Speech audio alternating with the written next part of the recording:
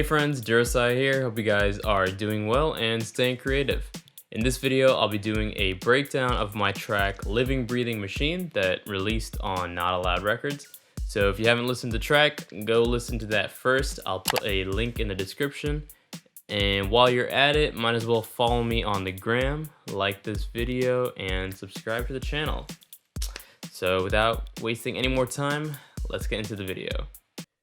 Okay, so I have the project file open, and I will start with explaining the kick and the bass, then I'll talk about the melodic elements and synths, and then lastly, I'll go over the drums. And I'll try to be as straightforward and to the point as possible so that this video isn't like an hour long.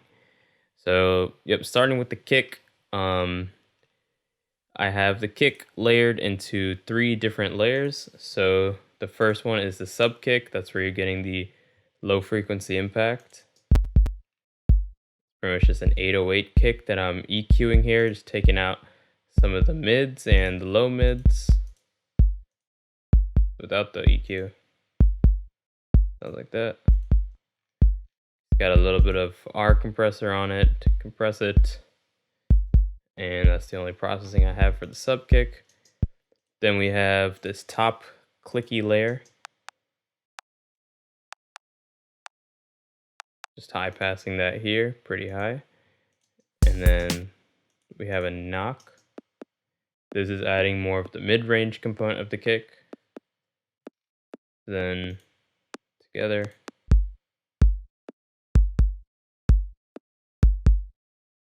And the ghost kick up here, of course, is not actually playing, and it's just being used for sidechain purposes. Next, coming over to the sub bass, we have this.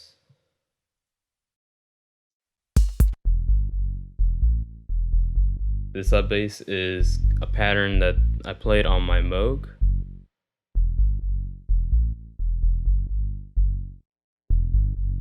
And I can show you, I'm gonna try recreating it in analog. So let me just convert this melody to a new MIDI track. It's not gonna sound exactly the same because the Moog filter and the decay times are gonna sound different than what's in here, but we can get kind of close. So just gonna delete that, just put in analog.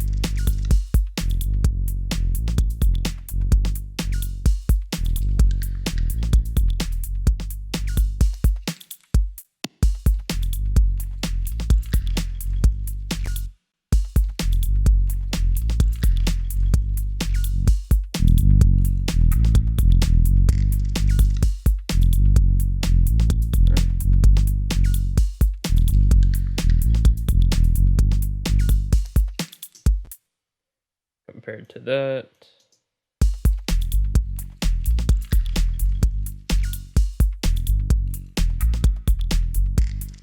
Yeah, it's not the same, but it's pretty much just a saw wave that I'm using on the Moog. It's hard to get the exact same filter characteristics and ADSR settings that I had on there, but that all just comes with some tweaking. I could probably get this a little bit better.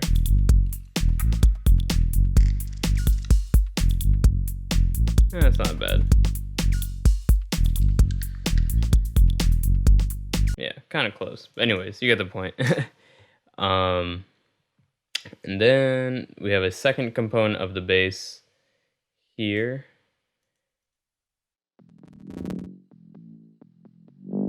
This is the same pattern as the sub bass, except I'm doing some filter cutoff modulation.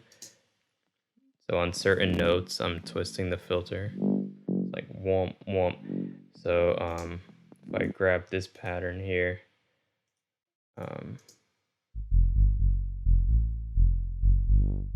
that's what I'm pretty much doing. So like, which notes are that?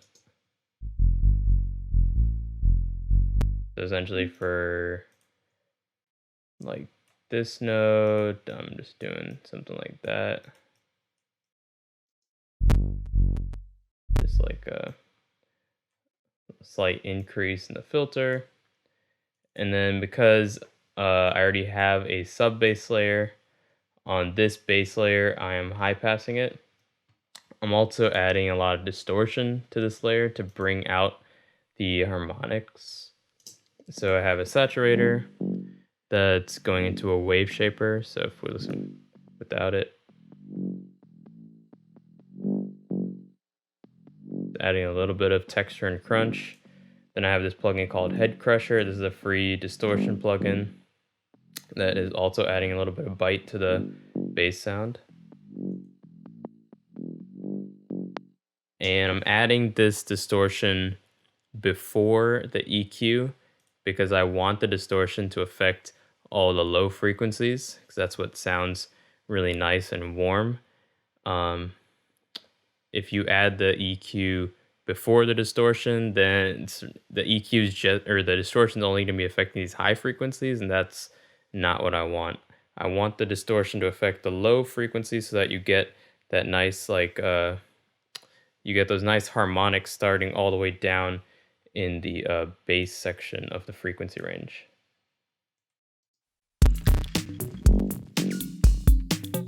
And then of course got some sidechain, and then a little bit of multiband compression just to tame this low mid frequency band.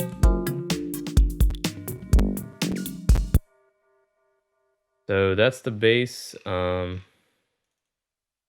really have any processing on the actual bass bus itself, just some high pass filter modulation, just some automation that goes on in the track. So next I'll be talking about the melodic elements. So starting with this deep pad. This is the thing that runs through the majority of the track. And all this is just this brushed bells preset in operator. Playing this very weird pattern. I got the inspiration for a lot of the actual melodies and patterns using Roser, which is a very cool free Max for Live sequencer. And so what I would do is, let me just drag this in here so you could see Roser. Oh, fuck. I put on the wrong thing.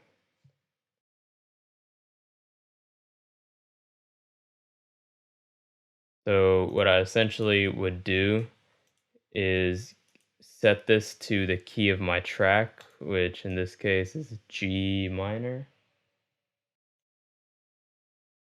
Put a random pattern.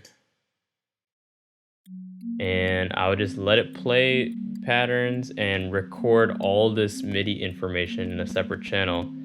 So to record the MIDI information, just go to MIDI. And then you can do in, and then select the deep pad. That'd be this thing. And so I would just keep clicking random on all these patterns. And then just take bits and pieces of each pattern, the little bits and pieces that I like, and then splice them together to form a really cool melody. So that's how I arrived at this melody, and also at many of the melodies in this, what do you call it, in this track.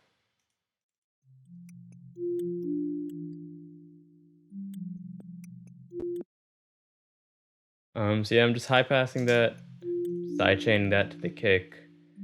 Got Fab Filter EQ, just EQing out this really low resonant frequency.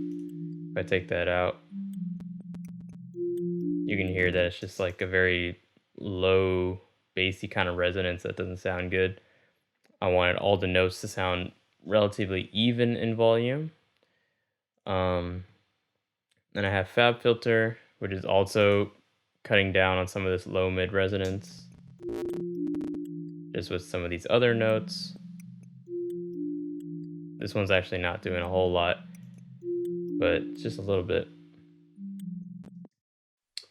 Then I have this pattern up here, which is it's following the exact same melody, just a different sound. So this is another operator preset. It's called fifths, which just sounds pretty dope. And what I'm doing here is I'm playing the same pattern, but on the fourth time, I have these two notes playing an octave up. So it sounds kind of cool. It sounds very like in some sort of like Eastern instrument.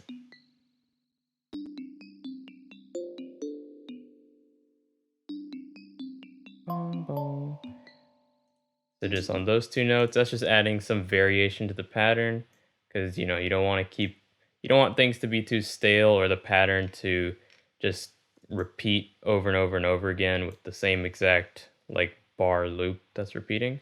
So it's good to add some variation by moving notes up and down an octave, or like a seventh or a fifth, something that's in key. So together, this is what these two sound like.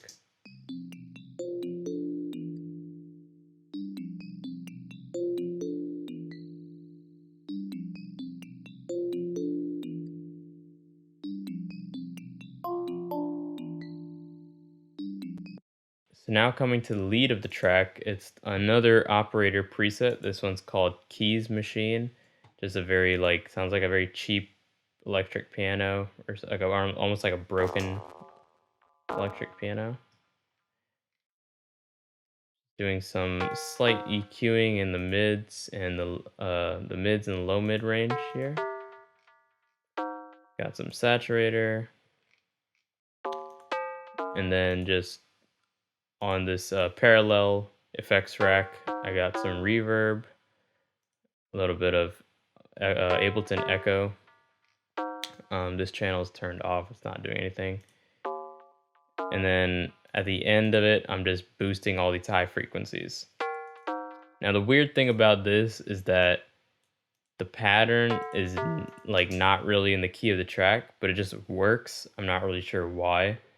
Because the track is supposed to be G minor, but this thing starts out in D sharp minor, which is in the G minor scale, but then it goes to F sharp, which is not, and then it goes to G sharp, which is also not in the scale, and then it goes back up to D sharp, and then it goes to D, which is in the scale, and then C, and then back to G sharp.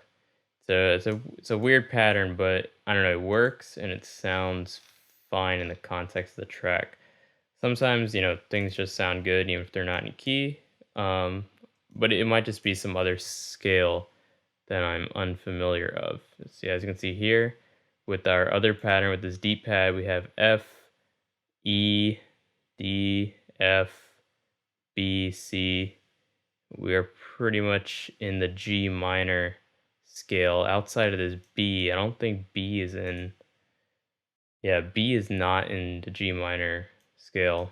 So I don't know. It's kind of all pretty whack in terms of actual scales. I'm not really following anything in particular, but to my ear, it sounds good. So that's all that really matters, as long as it sounds good. Yeah, no more processing on this. I just got this high frequency boost.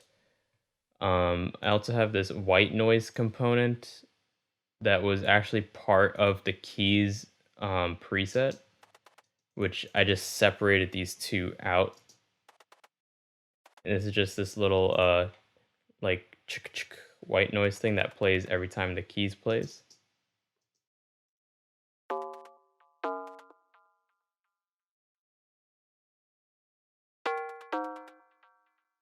Just adds a little bit of texture to that lead sound. Next we have this kind of mid-bassy sound that I made an operator. And this is just a sine wave on the first operator, another sine wave for the second operator, and that's just being brought in just a little bit. So this is at negative 27 dB. This one's at negative 13 dB. So it's kind of sounds like a square wave. But this is just assisting the groove and the rolling feeling of this track.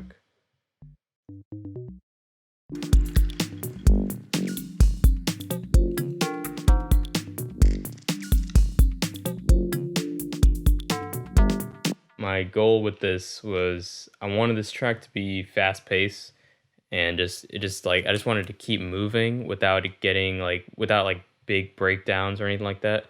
So I felt like stuff like this operator pattern just allows it to roll and groove and sound very fast paced. The next sound that we have is this ARP coming from the DX7. So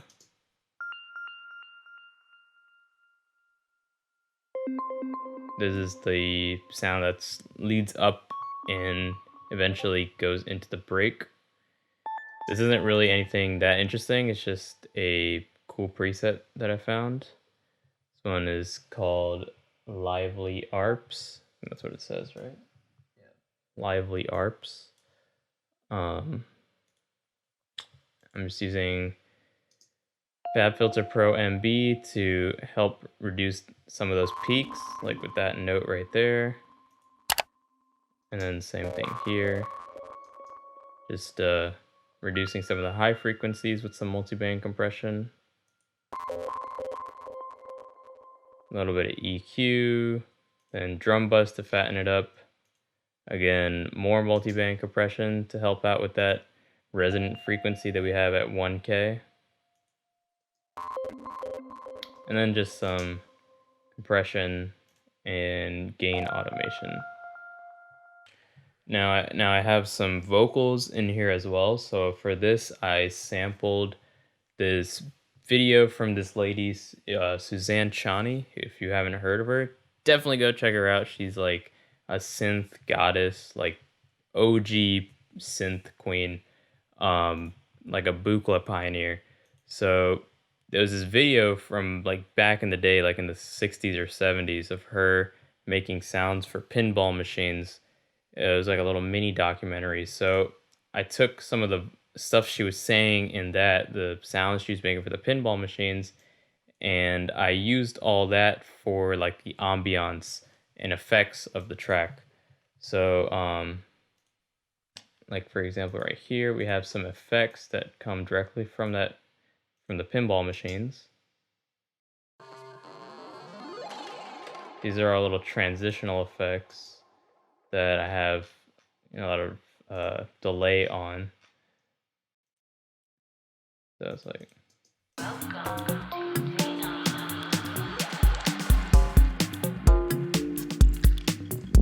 I should probably turn on the sub bass.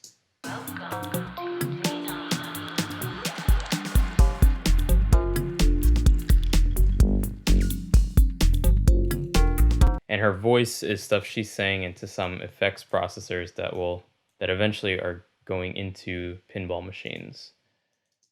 So like this.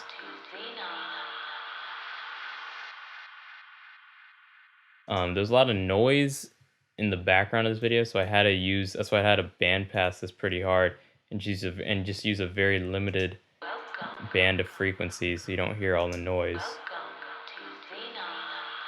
And I just gotta work with what you have here. And I have this vocal up here.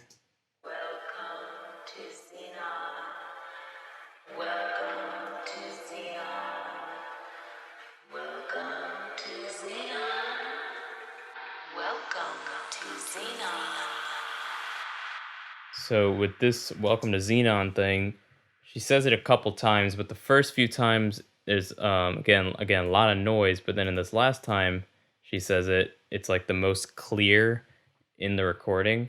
So what I did was I had this as a little bit more subdued and low passed, and then I had it open up into the recording that's more clear, so it just sounds like it's getting like bigger and bigger.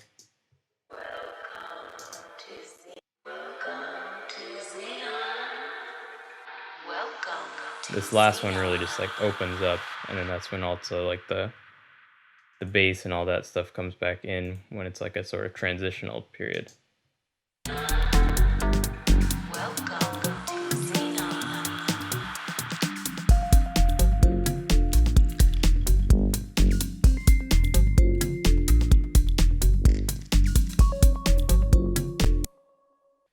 Now going over the drums, I got this hat that plays on every other downbeat, so I'll solo that. And believe it or not, this actually adds a lot to the track. Let me play it with and without it. So without it. Now with it. I think it adds a lot. It's just like emphasizing each of those like kicks. It sounds kind of flat without it. And then here we got the snare and the clap. So this is consistent of like one pretty much like acoustic kind of snare.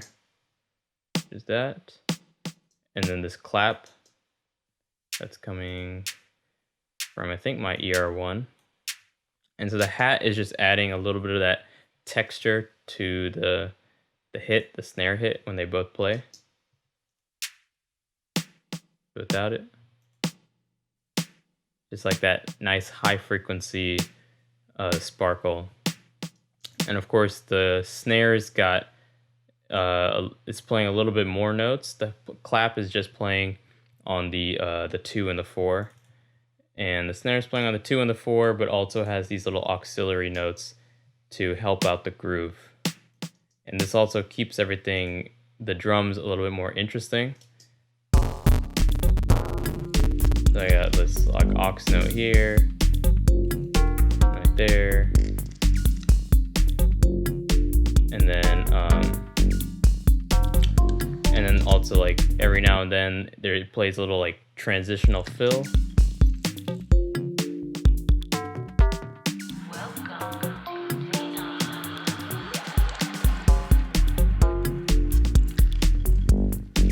I think it's really important to have those kind of fills with the snare just to keep the track moving, because you know these minimal tracks, they're pretty long, so anything to keep it from getting stale is going to help you have an interesting track.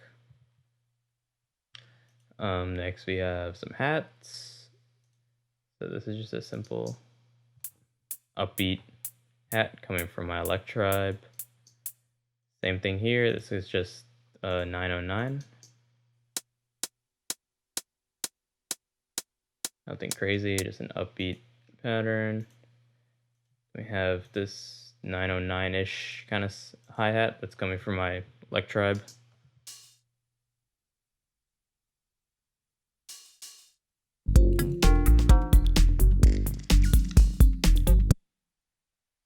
And then here we have an actual 909 open hi-hat. So same thing, pretty straightforward.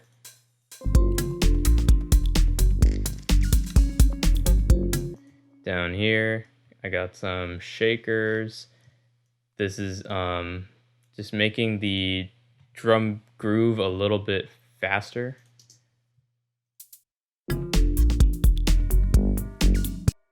It's just filling in some of the notes in between like the snares. So by adding more drums to fill in the gaps, your track's gonna sound a little bit faster. You just want to make sure that you don't overcrowd your mix with this. This is something that is really easy to do if I just came in here and just started like putting a thing here and like there and there. It's really easy to overcrowd your drums just by adding more and more and more. But especially with minimal tracks, less is more. Then I got a couple perks from my electribe.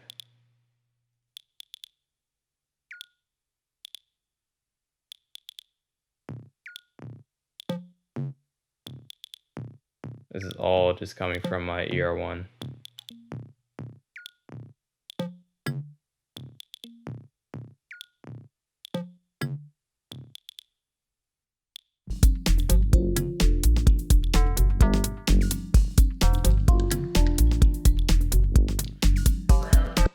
Now I have this group down here that's all the ear candy effects, because that adds a lot of the app. This is adding a lot of the Atmos and ambiance to the track. So let me solo this bus.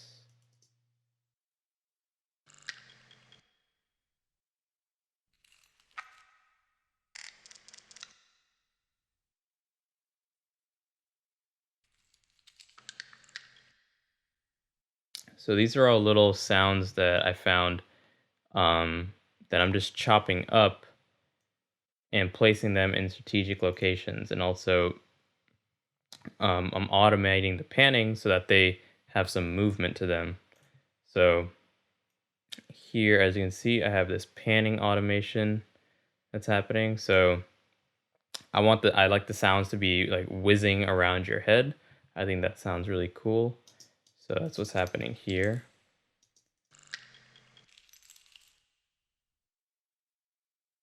And all these sounds have quite a bit of reverb on them because I want them to be I want them to sound more like they're in the distance and not in the forefront of the mix. So that's why I have a lot of reverb. Also got some drum bus just to glue everything together and fatten it up.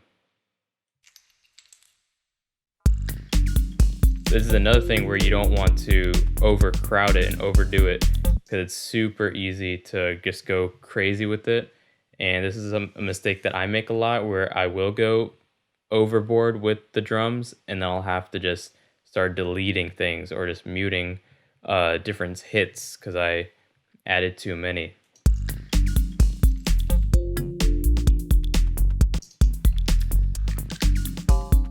So with these little ear candies, I'm trying to have them like talk to each other and communicate. So like, for example, this thing, like that sounds like a call and response, like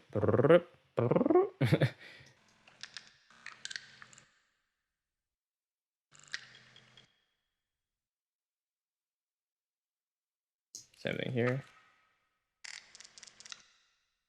All these little call and response elements. And then something like this here. What I'm doing here is I'm essentially using this sound to lead into the sound. So they're kind of acting like one big thing, but it's not. I'm just chopping up two different things and placing them in the right place. So this starts out with this, and yeah. So pretty much I found a pattern that works, and then I'm just repeating that over 16 bars. So, when I do make a loop, I like to make it long, like either 16 bars or 32 bars. I feel like 8 is the bare minimum, just so that it's long enough to where you don't realize that it's a loop, but you could still copy paste it through your track.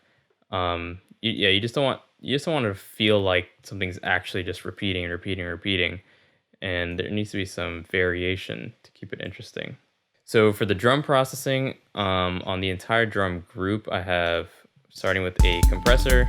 This is just taking care of those extraneous peaks, and that's going into drum bus and then a glue compressor. This is pretty standard for me. I'm parallel processing both of these, so the drum bus is on 35% wetness, glue compressor is also around the same, and then it's going into this SSL EQ, which is just boosting the highs by like about 2 dB at 8K. So that's all the processing I have for the actual drum group. I do have some processing on the snare bus. Got this compressor here with a relatively slow attack that's gonna just making the snare sound snappier. Got some arc compressor that's doing the same thing, and going into a de-esser just to take care of the nasty high frequencies.